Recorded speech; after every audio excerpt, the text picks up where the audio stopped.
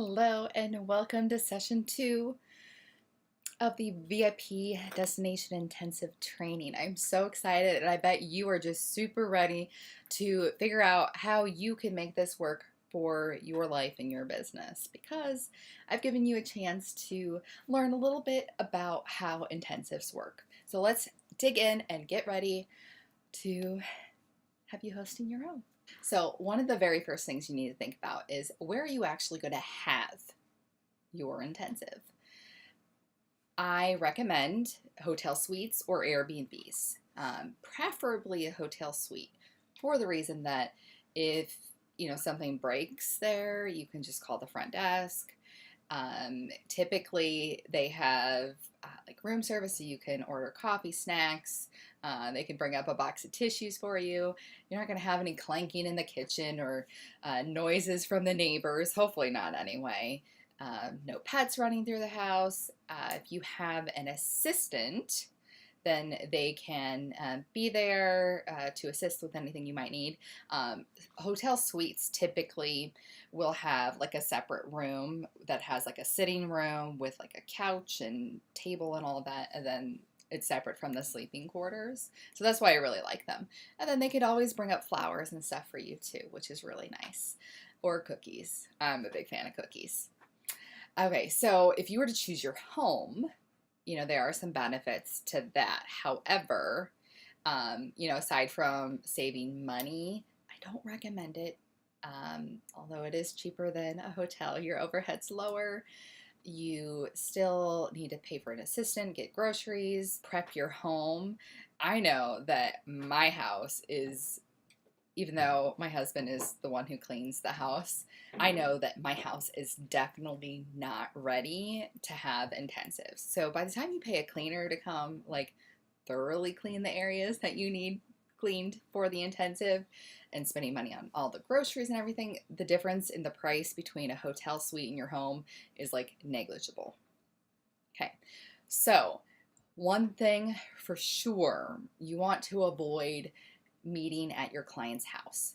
And I know that I talked a little bit about that in session 1, but I really want to reiterate the fact that if you are having this at a client's house, often they will have, well, there's children or spouses or roommates, whatever, coming in and out. They may have packages being delivered. You really want to get them out of their element and be relaxed, and not only relaxed, but also feel super pampered. So that's why I love having destination intensives. It's the whole point, right? So another thing you need to think about is how much time you're actually going to need for your intensive. Keep in mind, in session 1, I talked about how intense they are, and I'm not lying. Like when I do my weekend to launch intensives, I am like knocked out for probably a good week afterwards. I'm just like dead to the world. And you don't want that to happen to you, especially if you're doing a destination intensive where it's a beautiful location and you want to get out and explore. When you can really maximize the time that you have, then I think you'll both be better off. So typically an intensive is from like 10 a.m. to like 4 p.m. That's usually enough time. Occasionally I'll go until 5. However, this is your business. You're welcome to do it how you want. But I promise you that if you are going to go in and have like an 8 to 6 type thing, you will find very quickly how burnout you get. Now, if you're doing a half day intensive, those are usually like 9 to 12. If you have somebody who is an early bird, or you can do like a 10 to 2. Depending on whatever your schedule is. Now, if you are doing it at a hotel or an Airbnb, you also maybe want to pay attention to like check-in and check-out times to help customize whatever your schedule is going to be for your intensive. Let's say that you have an intensive from 10 a.m. to 4 p.m., which is typically what I do. So what will usually happen is the client will get there 10 o'clock. We'll spend about 15 minutes getting like beverages and just getting the snacks together. I know that sometimes when you're working and stress eating, it's nice to have good options that won't fill you up. So fruit and Maybe some small pastries if you're feeling adventurous are a good option for that. Now, you'll also want to check in with them what kind of lunch they'd like to have. Now, typically in the welcome packet, I will ask, if they're allergic to anything, or I'll ask their preferences beforehand. However, if they hadn't solidified anything at the day of the event, I'll ask, like, what would you like to have for lunch? And then we could coordinate that with room service, or depending if you have like a private chef or a personal assistant, to have that ready for you come lunchtime. After those little logistics are out of the way, so about 10:15, that's when you're going to set your intention. Now, I do know that they set their intention in the welcome packet. However, something that you need to keep in mind is between the time that they fill out their welcome packet and the time that they actually come to the intensive could be a great length of time. So it's very possible that their goals or their intensives have completely changed. For example, I had one client who was super ready to start working on her business, and that's why she actually booked the intensive. However, when we got down to it, she revealed that she had just been going through a divorce. Her husband had filed for a divorce, and that was really stressing her out. So she wanted to focus on working through that rather than her business, which is totally fine with me. But you want to set those intentions up front because those are your clients. You are there to serve them. Now, with those intentions, typically what I'll do is I will take their goals and I'll put them up on those big, they're like sticky notes. They're like this big, and those big old markers like teachers use. I will write their goals up there, and then I'll want to make sure that also while I'm doing this, I'm being realistic about what their expectations are. Because again, you don't want to fit a gallon into a Dixie cup like we talked about in session 1. So if you have a client who says, I would like to make 6 figures this year, I want to lose 100 pounds, and I would love to have an amazing marriage and relationship with my kids. You're like, okay, that's great. What would you like to accomplish today? I can set you up for a path to get to your goals, but it's not going to happen in one day. So be very clear on those expectations and setting those goals and intentions. And then once you do that, you can prioritize the list and then set boundaries for when. Once that's done, you can begin coaching. That's usually about 10:45 or so.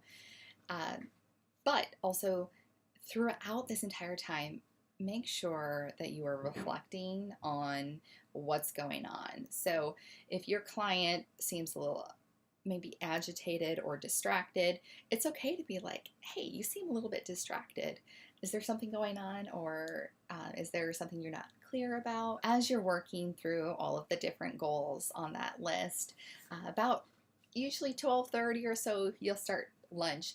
Now, one of the questions that I get all the time from clients who are hosting their own intensives is, should I have a working lunch or should we take a break? I think that's going to depend entirely on your client. The reason for that is because sometimes when your client can see the real you, who is very conversational and telling stories, that could bring them a lot of value too. So you can relax and chat during lunch. Some clients prefer to work straight through lunch, taking bites in between. I don't care either way. I usually work through my lunch so that way I can maximize my evening time with my family. So I don't care either way. And another way to kind of structure that, if you're doing a working lunch, is think about if you were to be having a lunch with a colleague or something. You could have a professional meal with them and still talk business. Does that make sense? I hope it does. Okay, so after lunch, usually that's about 1:15 or so, you will want to make sure that things are staying on track before you dive into your next segment of work. You can continue working on some of the priorities that you had before lunch or move into something new. Just, it's kind of like an ebb and flow thing. You got to figure out what your groove is and how the coaching is progressing. Usually about 2:30, we will have a break, go to the bathroom, have refreshments. Usually about 3 o'clock, I will call the front desk or an assistant to bring up tea and snacks, just because I think that that gives me a little bit of pep in my step. And when I have something like that to look forward to, it's kind of something that helps me power through the last like hour or so. Now, one really important thing is I try to make sure that the last issue that the client and I have on our list is brought up no later than 3:30. And the reason for that is because so many times clients will be like, "Oh, I am having this really great breakthrough," and it's like 10 minutes before you guys are supposed to be done. You don't want that to happen. So try and have your last agenda item to close before 3:30. So that way you can take care of what comes next. Around 3:30, that's when you start wrapping up. That's when you will get through what their homework assignments are, their 90-day action plan. It will allow you to answer any questions and help clarify anything that the client might need answers on. You can also talk about how you can support them in those next 90 days through like a 90-day package, which most of the time they are really eager to actually do. So it's a really easy upsell because you're already creating that 90-day action plan for them. With you doing the 90-day package for them after that, you will be able to help tweak that action plan as they go through it and help course correct as needed. And then about 3:50, you typically will ask them how the intensive was for them and ask them what they learned. You will then also want to escort your client out of the suite and say your goodbyes. Just very clear and cut. And yeah, that's it. Even though I was a seminary student, I'm also a graduate of Spirit Junkie Masterclass. So I've got a perfect blend between super woo and super like spiritual. I don't like to say religious because that has often a negative connotation. I love everybody. But some people like to add like a ritual to the beginning and the end, such as like meditations, drawing exercises, visualizations.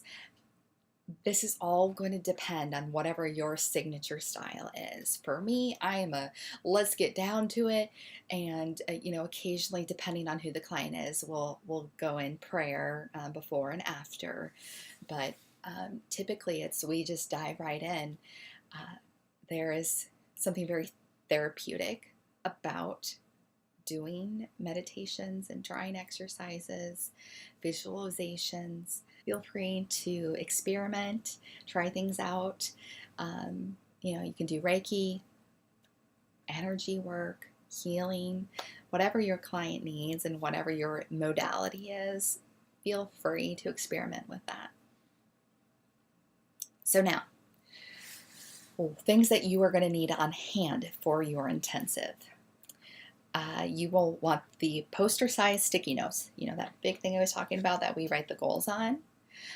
Or if you don't have those sticky notes, those flip charts work really, really well for that. And usually at the end, I will I'll tear off that piece of paper or papers that we've been making notes on, and I'll get that to them so that way they have that.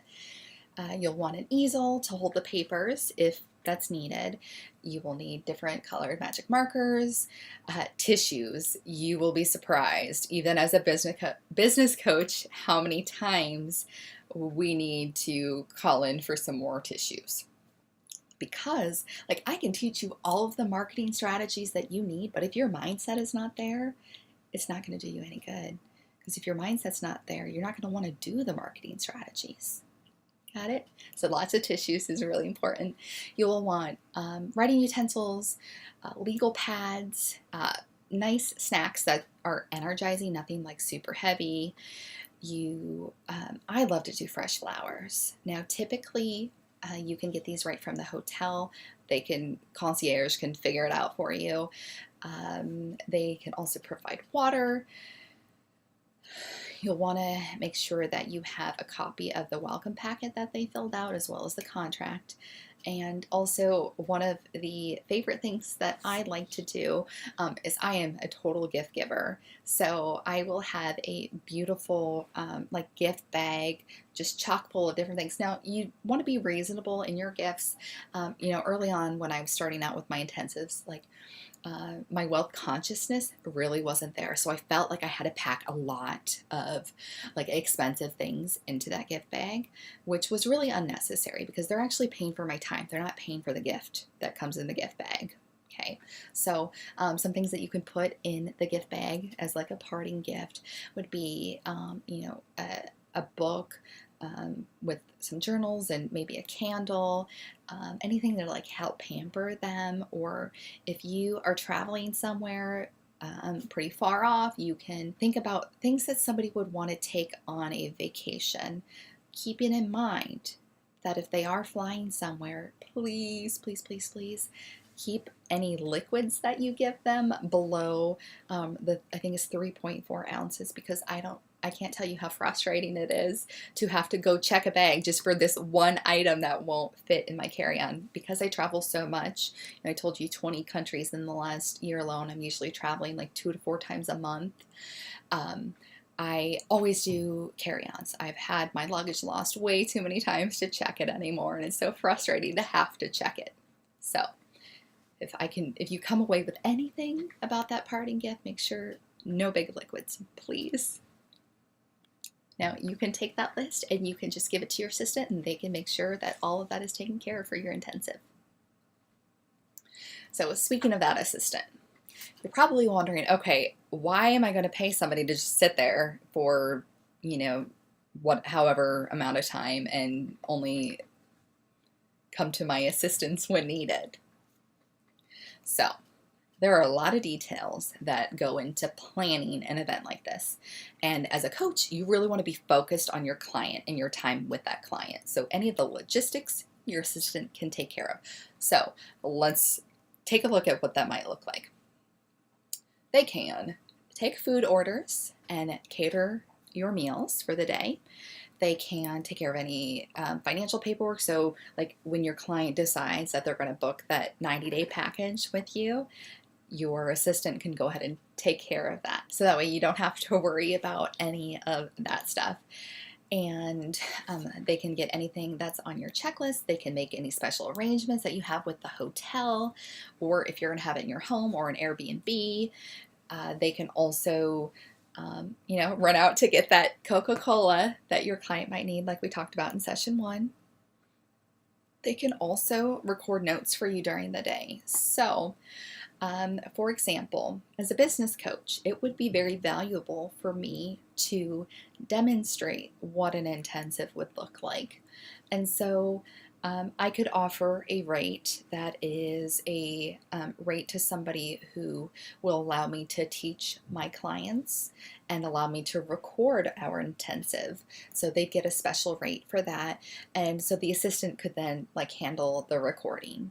Otherwise, if they aren't okay with it being recorded, then they just pay the regular rate. Another thing that your assistant can do is if your client is traveling and coming in from out of state or out of country, they can put together a kind of like a guide to whatever the town it is that you're going to be in. So with ground transportation phone numbers, local restaurants, and several price ranges, because I tend to think that I like higher end stuff, but when I travel with my best friend, she opens me to a whole new world, because her husband is actually a Michelin trained chef, French chef, and she owns many restaurants all over Hong Kong. And so my style of luxury is totally different than her style of luxury. So things to do in the city, instructions on how to get to where they're staying from the airport or train station. On that same note, you want to make sure that you're telling your client that they fly in the night before.